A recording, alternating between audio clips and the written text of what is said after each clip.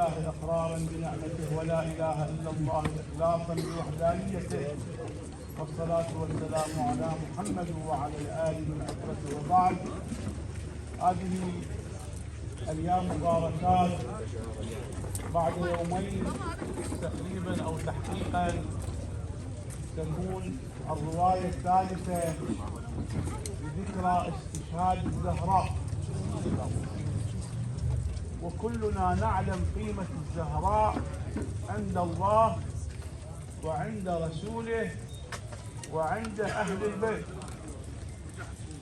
فالنبي قد ركز على مفهوم الزهراء بعدة روايات، منها قال إن الله يفرح لفرح فاطمة ويغضب لغضب، ومنها قال إن فاطمة روحي التي بين جنبي، ومنها قال النبي إن فاطمة قلبي الذي بين جنبي، وغيرها، بل نزلها وقال فاطمة أم أبيها. من أبوها؟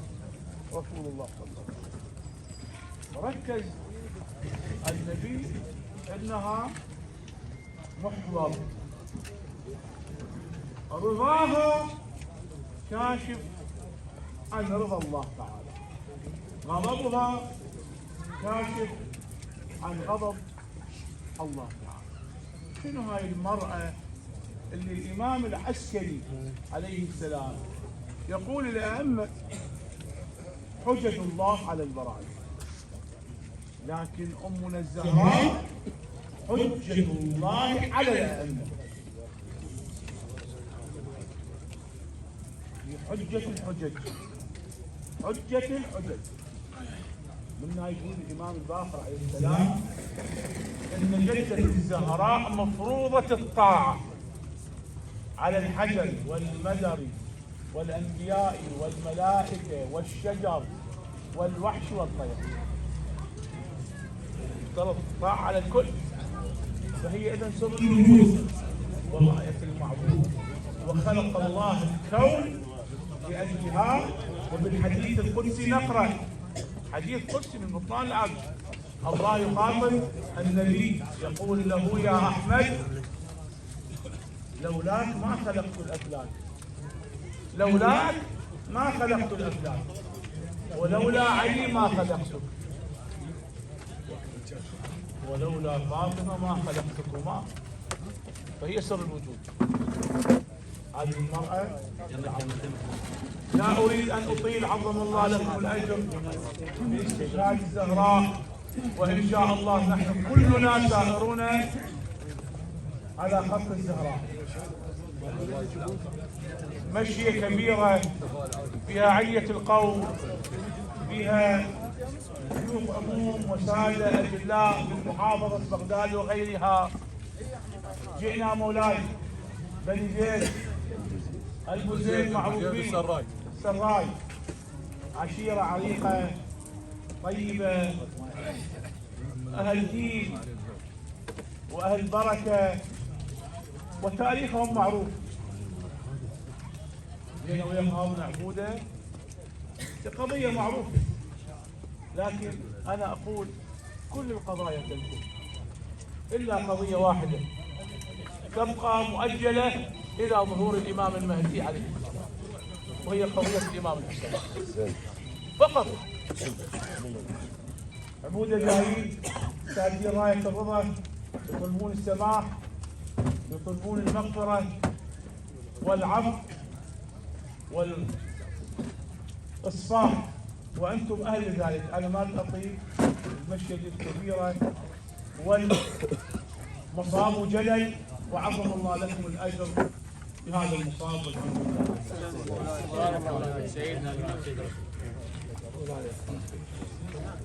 ونشكر سيد حازم على حديث القيم وذكر الآيات والأحاديث، وبالأخص ذكر سيدة نساء العالمين فاطمة الزهراء عليه السلام. أعوذ بالله من الشيطان الرجيم، بسم الله الرحمن الرحيم، الحمد لله رب العالمين، أفضل الصلاة وأتم التسليم على أشرف الأنبياء والمرسلين حبيب إله العالمين المبعوث رحمة للعالمين أبي القاسم محمد. وعلى آل بيته الطيبين الطاهرين المعصومين، واللعنة الدائمة على أعدائهم أجمعين من بدء الزمان إلى قيام يوم الدين. رب اشرح لي صدري ويسر لي أمري واحلل عقدة من لساني يفقهوا قولي. نذكر آيات من الكتاب الكريم لنطيب بها النفوس.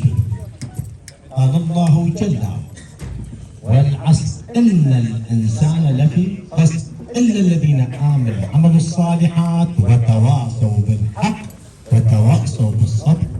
صدق الله العلي العظيم وصدق رسوله الكريم، ونحن على ذلك من الشاهدين. إن الله سبحانه وتعالى يقسم بالعصر. القسم يعني الواو، واو القسم. لكن علماء يفسرون العصر ولهم ثلاثة آراء بكلمة العصر.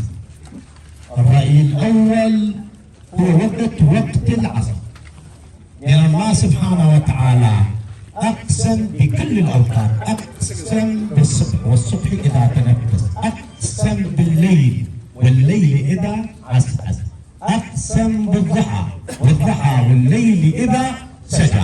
الآية صريحة. لكن الرأي الثاني يقول لا، العصر عصر دقة القبر.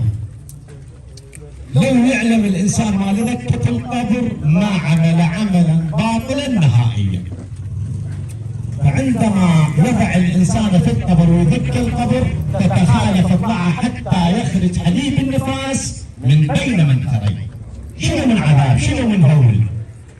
هو أنا وأكسن باور ونشوف اللي المصائب اللي نمر بيها اليوم احنا. لكن الرأي الثالث يقول لا، العصر عصر الإمام الحجة سلام الله عليه، لأن الظهور عند الإمام تظهر فيها مفاسد ومشاكل ومتاعب، وأجعل لكم الله بها الباطل. اليوم كثر الباطل مع الأسف، هذا النمر به. ونتمنى من الله سبحانه وتعالى أن يظهر لنا أبو صالح إن شاء الله.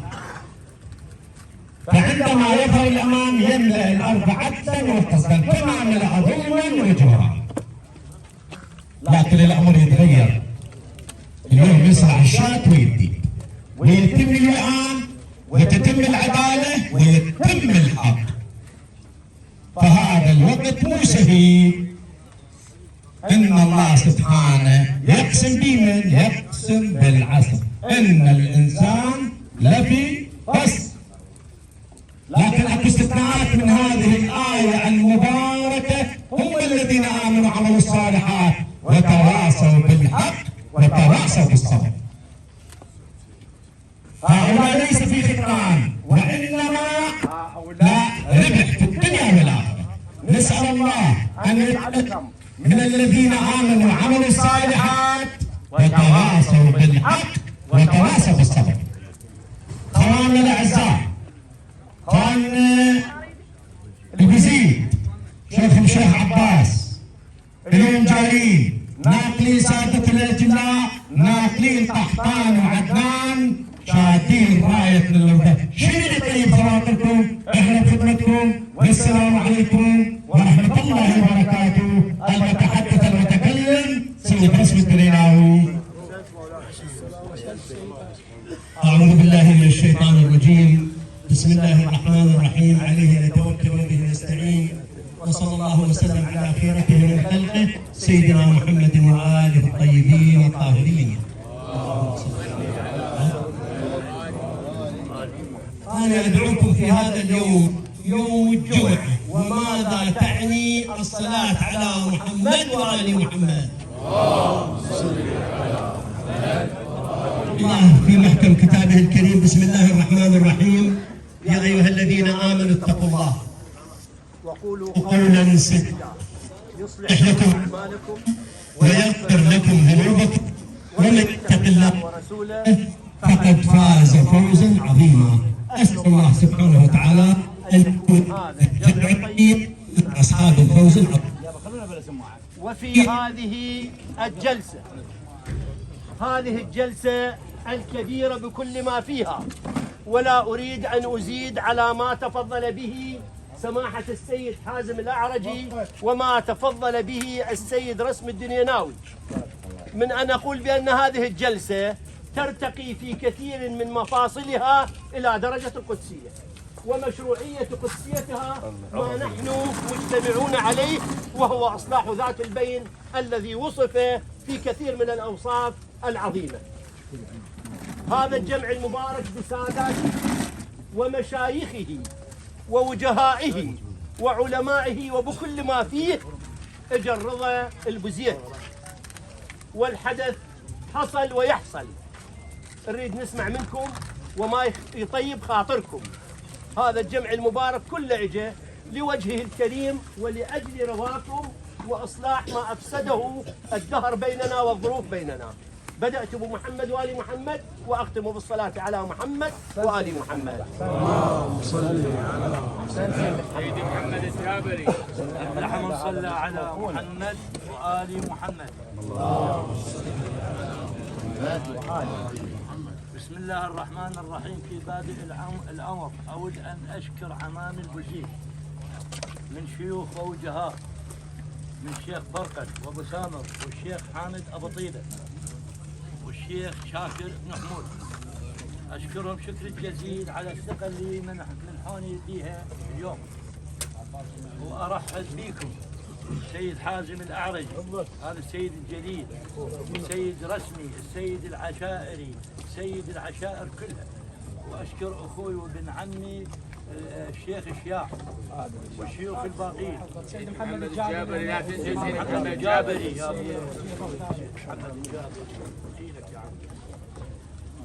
الله سبحانه وتعالى يقول في محكم كتابه: بسم الله الرحمن الرحيم، الله شديد العقاب وفي الآخرة غفور رحيم.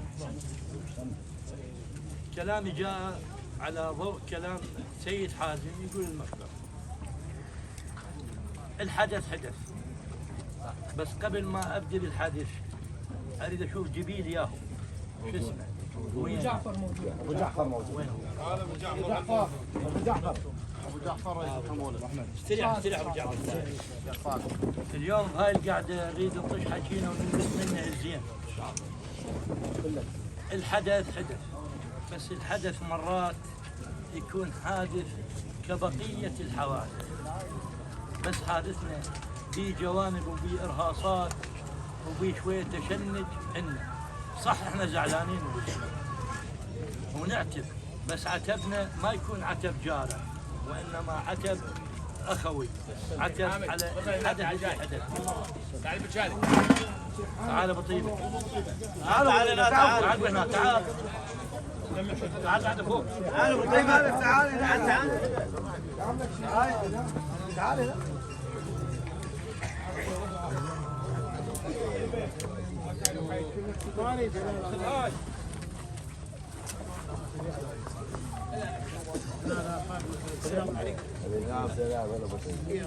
فيا سادتنا ويا شيوخنا الاجلاء، الحدث حدث، ولكن احنا نفسنا يعز علينا ان نسمع ونعيد تفاصيله.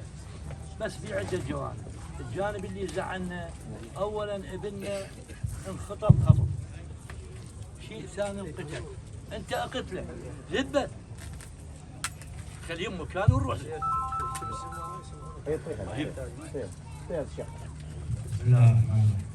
انت قتلت ذبه، جبل الزباله.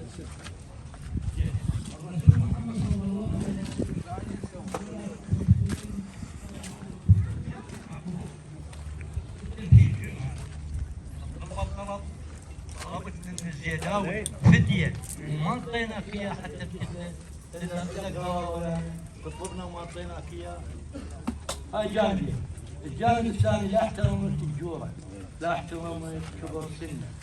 الجانب الثالث تخليه بقطعه مثل الذبيحه، وتخليه ببرميل، وتخليه بقونيه، واخر شيء تخليه بثلاجه او مجمده، وتطلع الربا بالزباله. ليش؟ هاي التفاصيل شنو معناها؟ والشيوخ نبتلي نطلب العفو اصلاح ذات الدين. هي مو عركه، ولو انتم مبتلين بل واحنا مبتلين اكثر ترى. واهلا وسهلا بكم، وان شاء الله توكل بعد توكل. طيب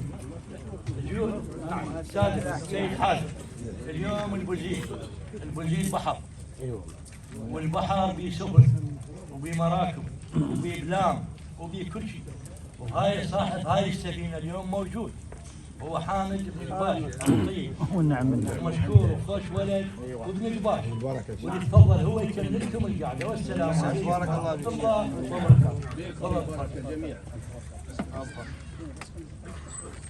ما عليك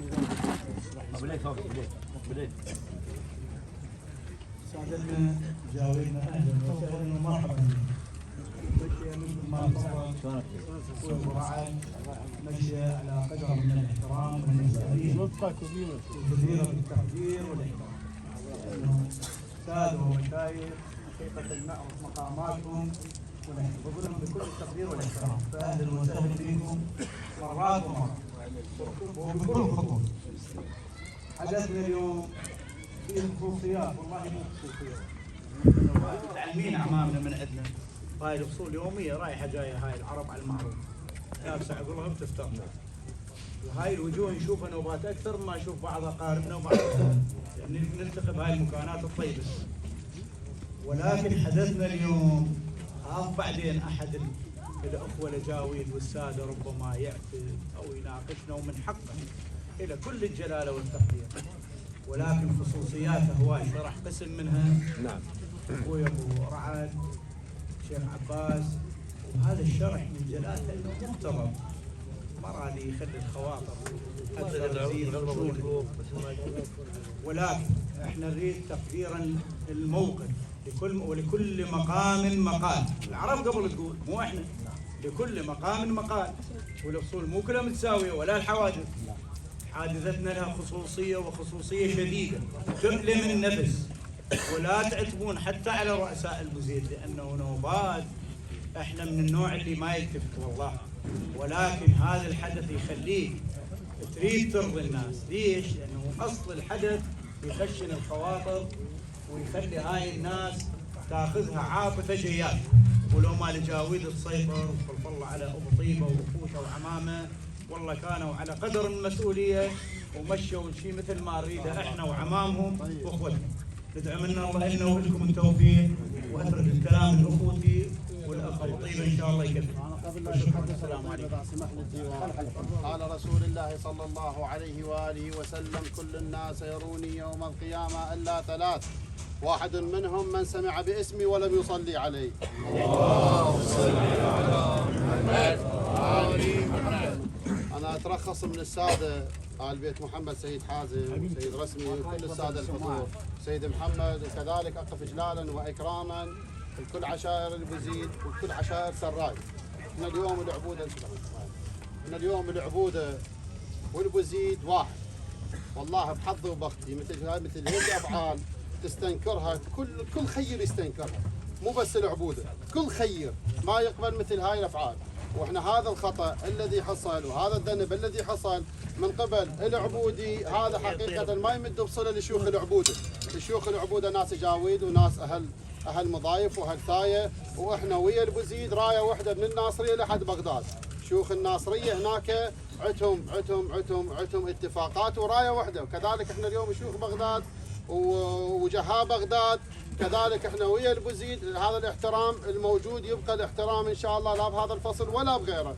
مثل هذا مثل الامور هاي اللي تصير احنا نبقى نحافظ عليها ان شاء الله. واحنا جايين اليوم نقلنا سادتنا وشيوخنا وجاويدنا بخدمه البوزيد، واحنا نقول لك جيت وغايتي ارضيك، جيت وغايتي ارضيك، صاحب ذنب تطلبني. شيخ عباس كل البوزيد، حامد بن قباشي، شيخ شاكر بن حمود، جيت وغايتي ارضيك، صاحب ذنب تطلبني، جيتك والوجه خجلان وجاويد تسيرني، مأمن على البخت طبيت، بمعروفك مأمني، وبخدمتك من قلب ولسان، ايش ما تطلب تحملني.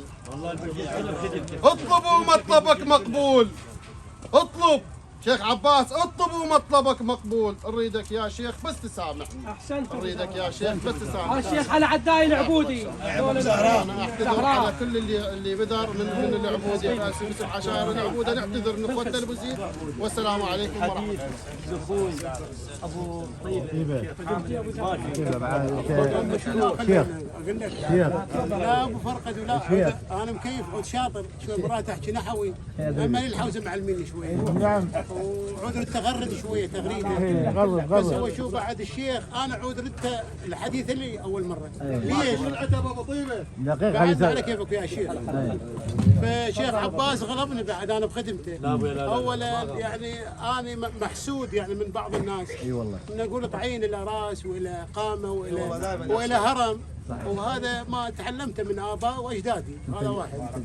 اثنين يعني حقيقه اكو قامتين قاعده هسه من البوزيد، الا وهم هم بيت الهندال وبيت بدل، وهذول ما عليهم زود. هم مدرستنا اللي تعلمنا منها الاصول والضوابط والانسانيه. وايضا اذا تسمحوا لي بدقائق كلش قليله اعيد الترحيب بالسيد الجليل واللي يمثل السيد القائد المجاهد مقتدى الصدر. الله يديمه. وايضا ارحب بالسفير السراي سيدنا وجليلنا سيد رسمي اخونا وعمنا وخالنا، وسيد محمد الجابر هذا بعد هو خالنا ونسيبنا هذا، وكل الشيوخ وابو محمد اشياء ما اريد السماع كل شيء ما اريد، انا صوت الجمهور واصل. حقيقه يعني هاي المشيه تثلج القلب وتريح الصدر، مشيه بيها اصلاح وبيها معروف وبيها انسانيه وبيها جلاله. بس قلت لك يعني بعد شو ابو رعد خلاهم كلهن بخانه وقفل عليهم، يعني حتى ما اقدر لا ازيد لا احكي بحكايه لا اقدر عم مطلب. ابو رعد موجود. ابو رعد سادتنا لا ابو رعد من باب حمد خوي، ابو رعد من باب كفايه الاخ. الله يحفظك. ان شاء الله كفايه. ابو رعد هو الاول والتالي واحنا بخدمته. ابو رعد ما عليه زواج. بس خلى خدمه اكو مقدمه شويه. ابو ليث يريد يقدمها شويه، خليه يساعدنا شويه ابو ليث. اي هذا من صوب الكرخ، من صوب من صوب الكرخ هذا. خلى ابو ليث. اهلا وسهلا ومرحبا بالساده والمشايخ والضيوف. اهلا وسهلا مرحبا. اليوم احنا حقيقه اليوم هاي الندوه يستحقون الاكثر. واليوم هاي الندوه موضوع مالنا يخص قتل متعمد، اختطاف، شو تحسبها بالخارج. بس اليوم احنا نطلب من المشايخ والساده ثلاثه. اول مره يحافظون على مشاعر الوزير. ثانيا لا يشاطر الا بالديوان. ثالثا اذا تسمح الابتزاز داخل الديوان ما مقبول. واحنا الوزير احنا بخدمه الشيوخ كلهم. هاي وحده. وحده الثانيه اكو عالم حسب معلوماتي يقول هذا الزيداوي يسوي وحده، ذاك يقول مضروب مطبق. احنا اليوم اكو صوره وانتم تناظرون عليها وتتفاهموا بها، وخلي كل واحد وان شاء الله باخذكم عامر وسالم وتخلون الامور تمشي على سكتها واحنا بخدمتكم. تعال رايد تعال جيب الصور خلي يشوفونه. لا لا لا لا لا لا لا تسمح. احنا لا سمحنا ابو طيبه ابو رعد ابو طيبه احنا لا سمحنا سمحنا خالد ابو طيبه ما طول انت قاعد هنا وحكيك ابو رشاد ما حد يشوفه. ابو ليث ابو ليث هذا حاجزني. قل ابويا بعد شويه تسمح لي تطلب من عند المرور، تطلب عند المعروف. لا اليوم العبوده ما سواها باتجاه الزدار، وانا بخدمتكم ولا لا؟ الشيخ انا بخدمتك. شوف الصور نظروا عليه. قالوا عمي قالوا اكثر من 18 دكه، مو اكثر من 18 قالوا بس اريدك شوف اللي بعينك. غرق الطرفين متفقين. لا انا بخدمتك. خلينا نشوف اللي جاوين والسالم.